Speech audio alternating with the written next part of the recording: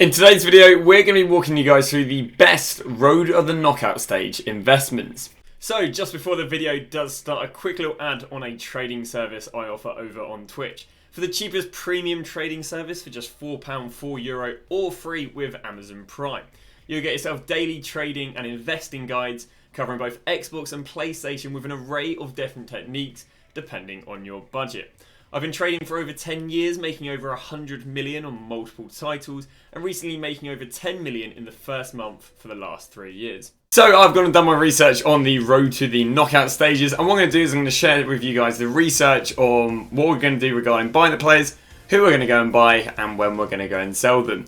So, I guess what we'll do is we'll start off with what is the trend we're expecting to see. Well, basically, what we're expecting to see is the exact same trend as last year, because so far, everything is following last year. So what this basically meant is that players dropped on the, I guess this is the mini release, but they dropped on the Friday, they then dropped on the Saturday, they then dropped on the Sunday, on the Monday, on the Tuesday, on the Wednesday, on the Thursday, and they're the cheapest on the Friday. Now we're expecting the exact same thing, and the reason we want to go and buy these roads to the knockout stages is because these cards do so well, because there's just, I guess, a lot of hype around the dynamic upgrade. So here is the example of Robertson last year. Robertson went from 177 to the best part of 287 in a week, which is just absolutely insane. And I can go and pick half the players from Road to the Final. Let's see if I think of another one. I think Tonali. I go and pick half the players in the Road to the Final, and they all had these really good, like 30-40% rises in a few days. Once again, cheapest on the Friday, 51k, nearly doubled in price, up there to 91k. So you can see that this is a trend that you're going to want to get stuck in on. So basically, what we're going to be doing is we are going to be buying on the Friday. You know, it's going to be the last day they're in packs.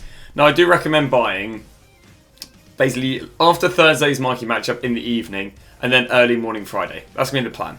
There's a chance that you'll be able to buy after 6 PM on Friday. Maybe people are going to go and panic sell the new promo. But the idea is Thursday evening, Friday morning.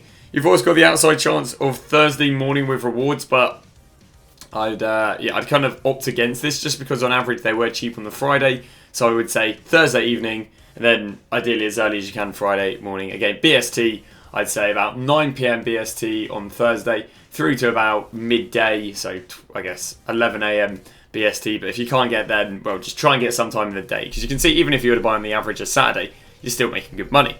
So, why does this happen? Basically, the reason this happens is Friday, obviously there'll be a new promo. I think it was Rule Breakers last year.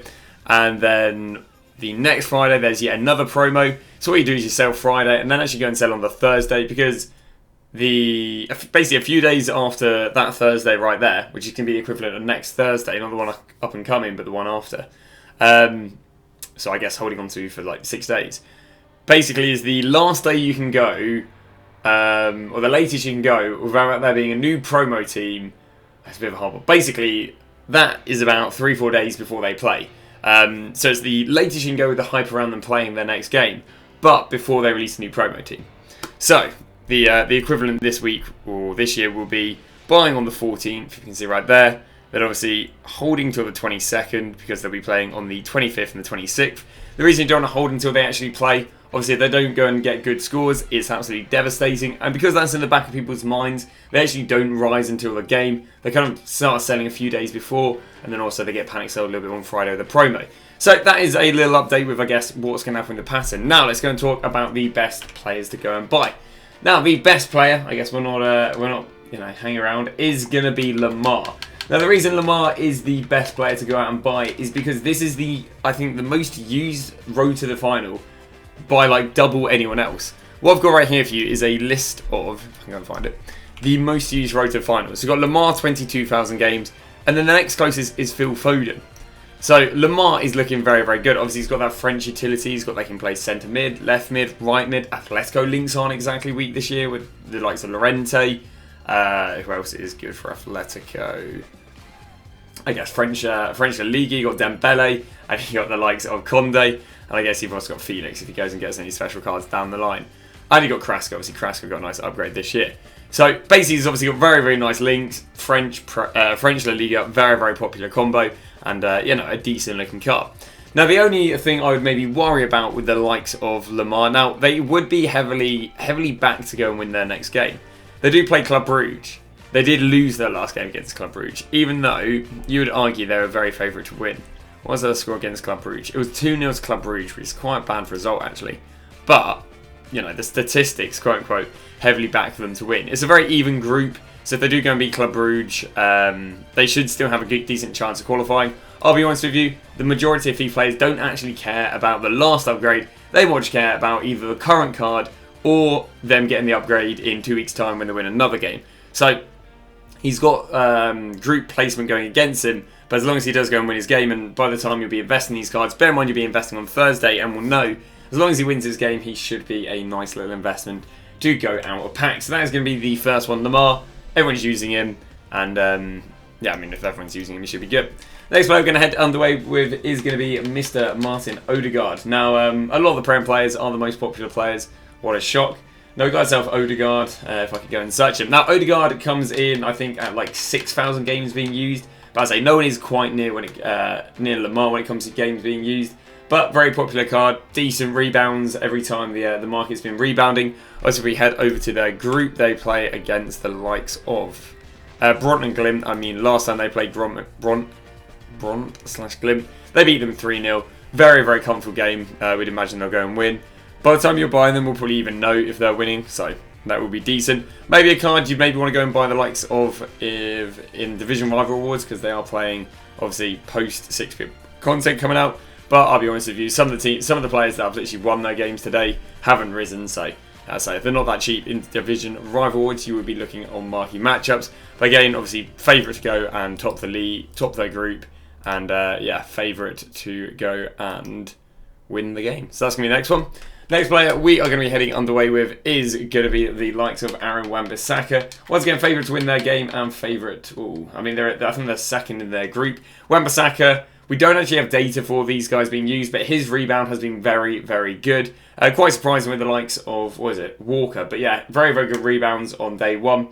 And yeah, seems to have relatively decent demand. I mean, United is the most followed Premier League club out there, so you'd imagine that is what works very well for him. It's otherwise known in the FIFA world as GGMU tax. So yeah, should see the likes of Wan-Bissaka doing pretty well.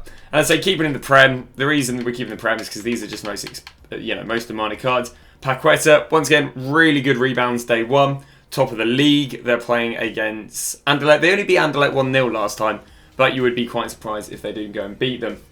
5-star skills on him. Obviously, 5-star skills on Odegaard. But yeah, 5-star, 4-star. A lot of hype around this guy. So yeah, should be some pretty good hype going into their next game. And I mean, their next game would be against, if I can go and find a few, over in the Conference League. Their next game would be against one of the bottom two teams. So, where are we? Yeah, it would be against Sykborg. So we wouldn't really imagine too much when it comes to playing against them. And again, very favourite to go and win their next two games with the likes of Paqueta. And I think there aren't too many players left. In fact, there is only one left. And that is Iconi. Now, it is very impressive how much Iconi is actually being used. We had back to the table earlier. And Iconi is the 5th most used road to the knockout stage. Which means if you look at in terms of value for money, he is literally like the best, I guess, games per K ratio out of all the players. And that's why he's pretty decent. Also, I'd imagine he'd generally be about 12-13k because this guy is not going to be too hard to pack. Obviously doing quite well due to the lack of French right wings this year. Obviously got Dembele, and I think other than Dembele, almost peaks at that. So I'd imagine that's why there's demand. Not so good placements and so on for them. So for Fiorentina, I believe they are second in the conference group. There you go, they are second in the conference group. They are playing against Hearts. You would imagine Fiorentina over Hearts would be a very favourable matchup for the likes of Fiorentina. But yeah, I say second in the group, quite a balanced group. But given he wins that game, should be some pretty decent hype. Now walk through, and that's literally it. So we've got ourselves the likes of Iconi, we've got the likes of Odegaard, we've got the likes of, I've got them all here, Lamar, we've got the likes of Paqueta and Wan-Bissaka. That is going to be that, giving you my few cents. Again, if you want the best thing, you're looking at Lamar, you're looking at Iconi. French never fails. But thanks for watching, and see you guys tomorrow with a brand new video.